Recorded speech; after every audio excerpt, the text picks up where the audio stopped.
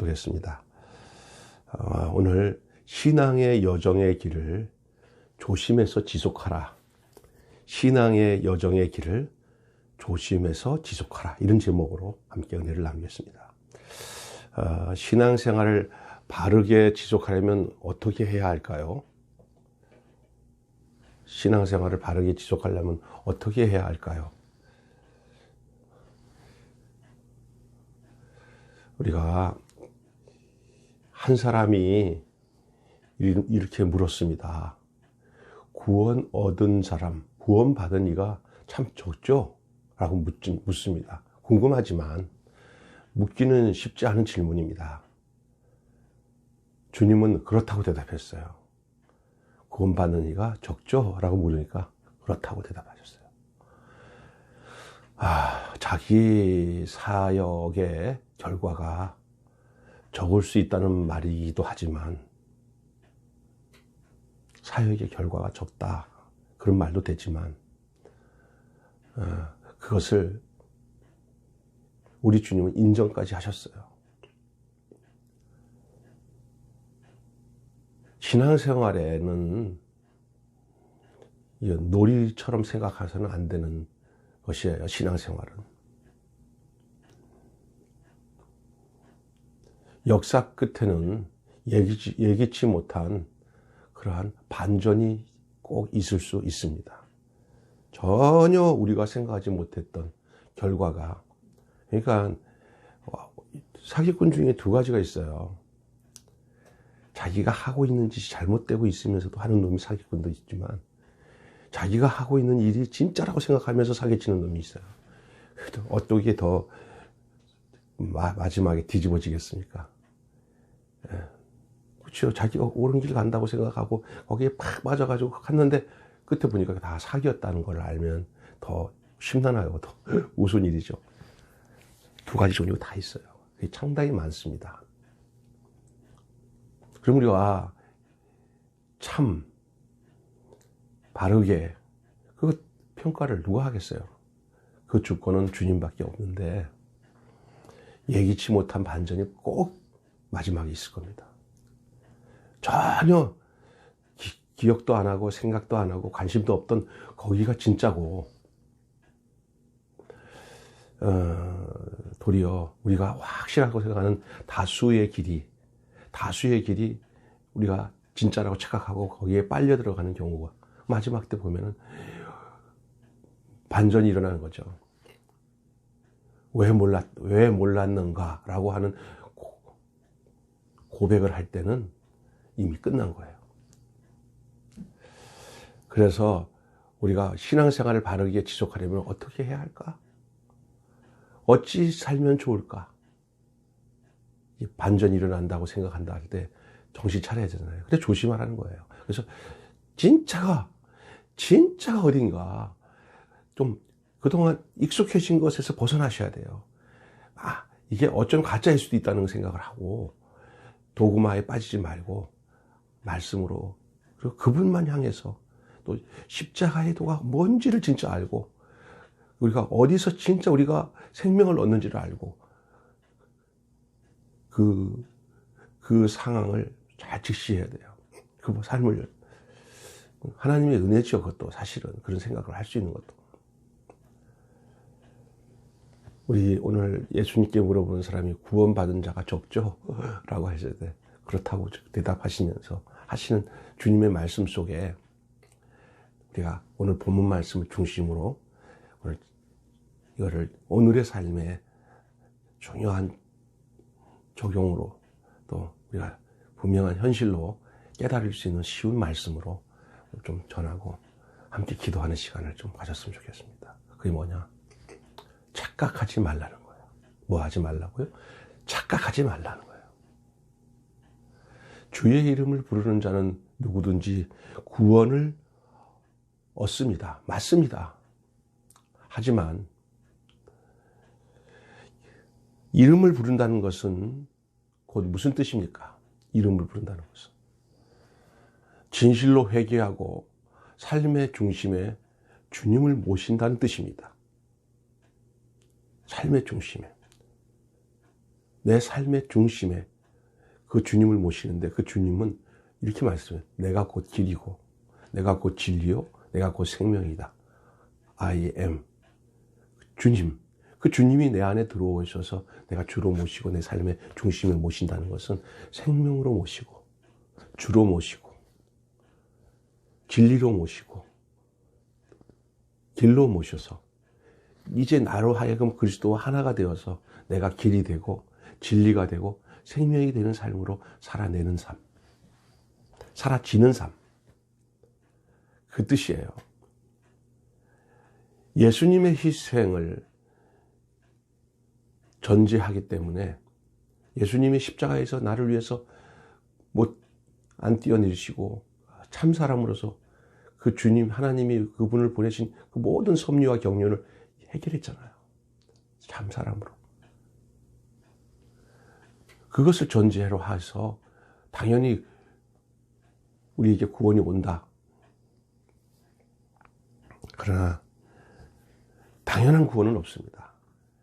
그것은 확실하지만 그냥 그거를 내가 신념이나 지식으로 동의한다고 구원되는 것은 아닙니다. 신앙인으로서의 행세로 자신을 속이는 행동을 하지 마십시오. 내가 이렇게 신앙적인 삶을 교회에서 하고 이렇게 하고 하니까 그게 내게 믿음이겠지. 내가 그 주님을 내가 모신 거겠지. 라고 생각하는 그쪽에다가 포커스를 두고 그걸 안위를 갖고 그렇게 자기 착각 속에 살지 말라는 거예요. 교회 생활이 구원을 얻는다고 하는 그것은 결과적인 것이 조건이 돼서는 안 돼요. 내가 뭘 충성을 하고 선행을 하고 또 믿음의 생활을 한다고 이렇게 신앙적인 어떤 종교적인 행동이 곧 내가 곧 그것이 종교인 생활을 하는 것이 곧 내게 구원을 준다고 착각하지 말라는 얘기예요. 진짜 믿음의 근거는 나와 그리스도와의 생명적인 연합이에요.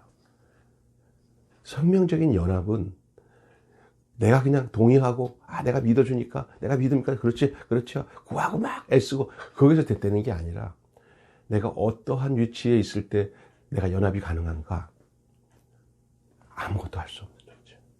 0.001%도 나는 죽고 내 안에 그리스도만 되어지는 그 삶을 통해서 그 믿음의 근거를 확인하고 그러므로 참 우리가 신앙적인 행태, 삶, 내 노력, 내 의지 가지고 되어진 일 가지고 신앙생활 하다가 거기에 잘못되면은 자기 모순에 빠져요. 착각에 빠져요.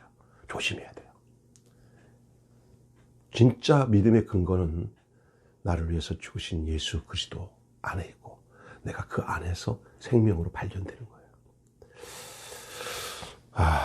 그리고요, 이제 두 번째로는요, 참 관계는, 참된 관계는 지적 동의나 내 열심, 내 의, 그거로 삶이 만들어지는 게 아니라 참된 관계는 어떤 도구마, 지적 동의, 이렇게 학문적인 소양, 사상에 대한 정립, 이런 거로 신앙이 되는 게 아닙니다.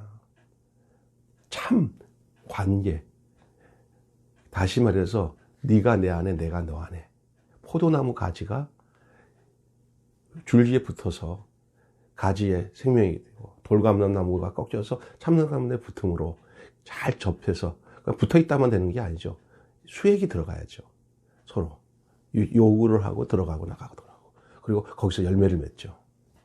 동일한 씨의 열매, 동일한 영양분의 열매를 맺는 거죠. 관계 속에서 이루어지는 거예요.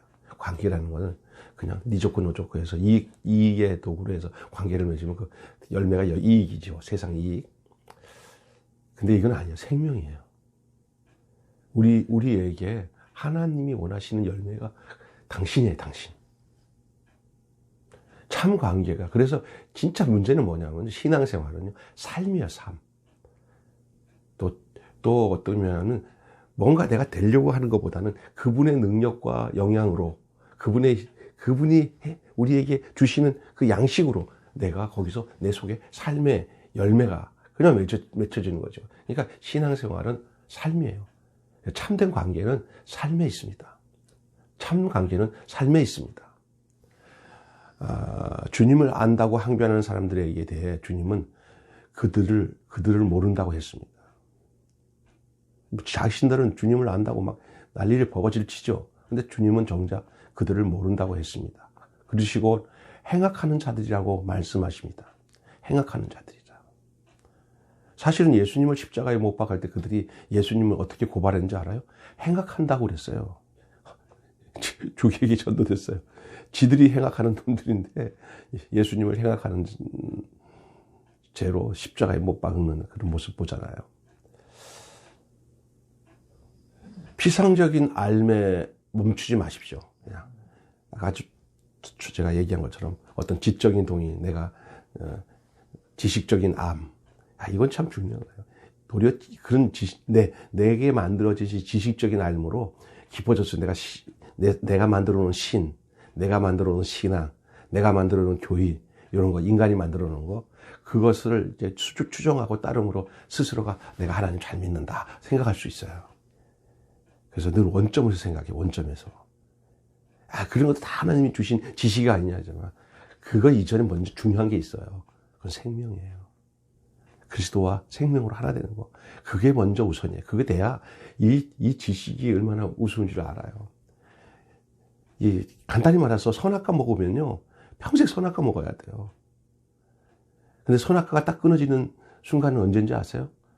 생명나무 가시를 먹게 되면, 다시 말해서 내게 생명이 임해서 내 눈이 달라지고 내 존재가 달라지면 이제는 그 지식이 얼마나 깊고 오묘해도 그건 아니구나.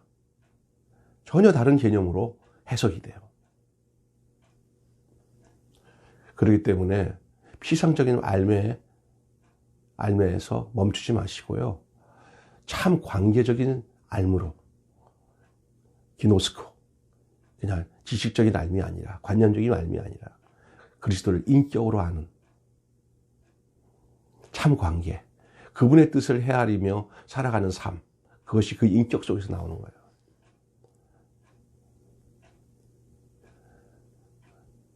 신격을 닮아가려고는 안 해도 그리스도 안에서 예수 그리스도의 참 사람 되심, 그 안에 우리가 속해서 우리가 십자가 안에서 우리 자신이 발견되어지고 생명을 얻게 되어서 연합이 되면은 그 참 사람이 곧 그 신적인 요소보다도 더 효과적인 확실한 근거가 됩니다.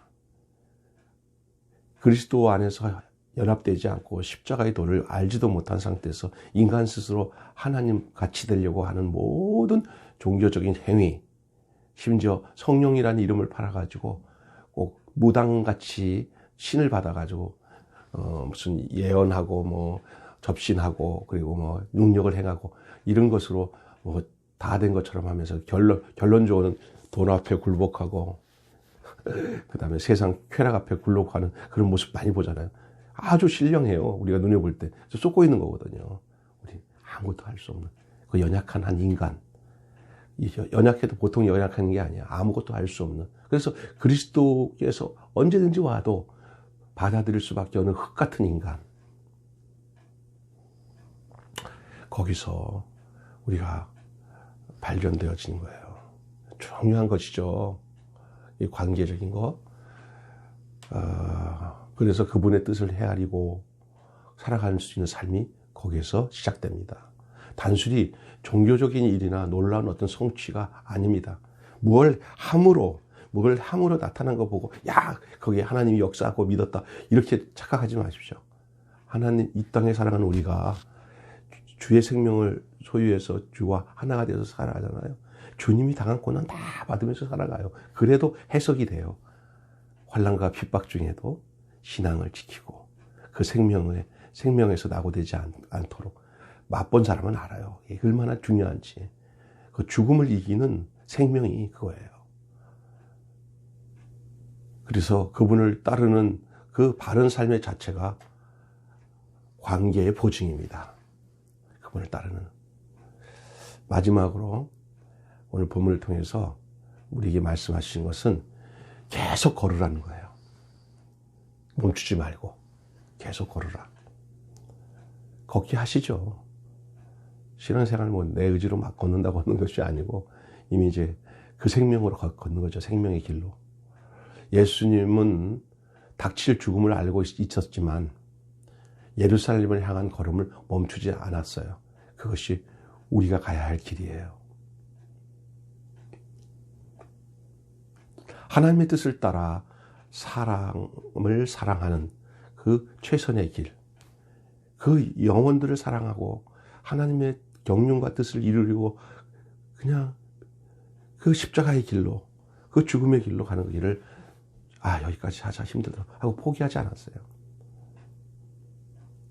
가장 좁은 길로, 가장 힘든 길로, 가장 어려운 길로 가셨어요. 그것이 주님이 가신 길이에요. 십자가의 길입니다. 그분의 그 신실한 걸음을 뒤쫓아가는 삶이 바로 그분과 하나 된 삶의 증거입니다. 아무든지 나를 따라오려거든 자기를 부인하고 자기 십자가를 지고 나를 쫓을 것이니라. 여러분, 성공과 실패에 일비일휘 하지 말고 주어진 그리스도의 삶을 계속 걸어갈 수 있기를 바랍니다. 사랑하는 성도 여러분, 좁은 길을 걸으며 밤낮 기뻐하는 것, 주의 영이 함께함이라. 좁은 길을 걸으며 밤낮 기뻐하는 것, 주의 영이 함께함이라. 여러분, 찬양은 쉽습니다. 하지만 살아내기란 그리 쉽지 않습니다. 주님의 뒤를 따르는 것을 가벼이 여기지 말고 사셔야 됩니다. 진지한 결단과 끊임없는 성찰과 주의 은혜를 날마다 확인하고 내가 내 생명이 그리스도 안에서 구속되어 있음을, 십자가 안에서 구속됨을 늘 인지하며 하나됨을 힘써 지키며 생명을 온전히 표현하며 사는 여러분 되시기를 바랍니다. 쉽지 않아요. 그러나 포기하지 말고 주 안에서 살고자 계속 육신을 가지고 살아가기 때문에 이거를 속일 수는 없어요. 몸부림은 있을 수밖에 없어요. 그렇다고 해서 인간적인 막 난리치면서 몸부림치는 것이 구원을 얻게 하고 영생을 얻게 하는 조건이 아니에요. 그래서 어떤 사람들은 이게 잘못 종교적인 이상한 형태를 가져가지고 손을 흔들고 막 소리를 지르면서 주여 내가 회개합니다. 또 죄짓고 회개 또 짓고 하면서 그 이상한 논리 속에서 신앙생활을 그래야 잘하는 줄 알고 있는데 그렇죠. 그냥 주님 떠나서 세속에 물들어서 막 사는 사람보다는 낫지만 그러나 이제 그의 생명의 왕성함, 생명 안에 거한 사람들은 그 생명이 모든 우리의 허물과 죄를 밀어냅니다. 저항력이 있죠. 밀어내. 그러니까 어렵고 힘들고 때로는 넘어질 때 더 주님의 생명수 강가에 몸을 담그시기 바랍니다. 그 힘이 내가 막 기도하고 애써서 죄가 해결되는 게 아니라 그리스도의 생명이 나를 날마다 새롭게 합니다. 그리스도의 피가 날마다 나를 깨끗이 씻게 하십니다. 그것을 소리 지른다고 그 피가 위에서 뚝뚝 떨어지는 게 아니라 내가 그 존재 안에 있음을, 내가 그 피 안에 있음을 더 강렬하게 인식하고 주님, 저의 부족을 아시죠? 제가 또 잘못했습니다. 죄송합니다. 주님 용서해 주실 것을 주 예수님의 거룩하신 이름 앞에, 생명 앞에 다시 고백합니다. 저를 이끌어 주십시오. 저는 불쌍한 사람입니다. 아무것도 할 수 없습니다. 주의 은혜 아니면 살 수 없습니다. 이런 고백을 하며 살면 주의 그 긍휼하신 은혜가 넉넉합니다. 그렇다고 해서 이런 것을 조건 삼아서 마음껏 죄짓고 마음껏 회개하면 된다는 이 악한 사탄적 사고는 주님은 절대 만홀히 여기지 않아요. 안 속아요. 진짜 그리스도 안에서 생명을 얻은 자는 그래서 자기 안에 그 생명 때문에 죄에 대해서 두렵고 떨림으로 아주 피 흘리기까지 싸울 수 있는 생명의 능력이 공급받게 되기 때문에 자기 신앙을 자랑하지 않습니다. 그 원천이 주 안에서 주님이 주시는 생명 가운데 있음을 알고 하나로 붙었기 때문에, 그래서 우리를 힘들게 하면 주님을 힘들게 하는 거고, 우리를 핍박하면 주님을 핍박하게 하는 거고, 그러다가 죽으면 주님 안에서 죽는 거고, 살으면 주님 안에서 부활하는 거예요. 어렵지 않습니다. 너무 쉽습니다. 여러분, 이러한 몸부림은 인간적으로 친다고 되는 게 아니라 먼저 주님 안에 거하시는 그런 복된 삶이 여러분 속에 있기를 주님의 이름으로 축원합니다. 자, 신앙생활을 바르고 복되게 바르게 지속하려면 우리가 어떻게 해야 되냐? 말씀드렸듯이 착각하지 말고, 그리고 참 관계의 삶이 있다고 말씀했죠. 그리고 걷던 그 길, 생명의 길 계속 걸으시면 됩니다. 자, 오늘 신앙의 여정의 길을 조심해서 지속하라 라는 말씀으로 함께 은혜를 나눴습니다. 아이고, 이제 예배를 드리게 됐는데, 어떻든 명절 건강히 지내시고요. 참 코로나가 빨리 해결돼서 이렇게 정말 기쁨으로 교회에서 모여서 예배 드리는 날이 속히 왔으면 좋겠습니다. 새해 복 많이 받으시고 주님의 은혜와 축복이 가정에 있게 하시고 자녀들의 삶에도 하나님의 특별한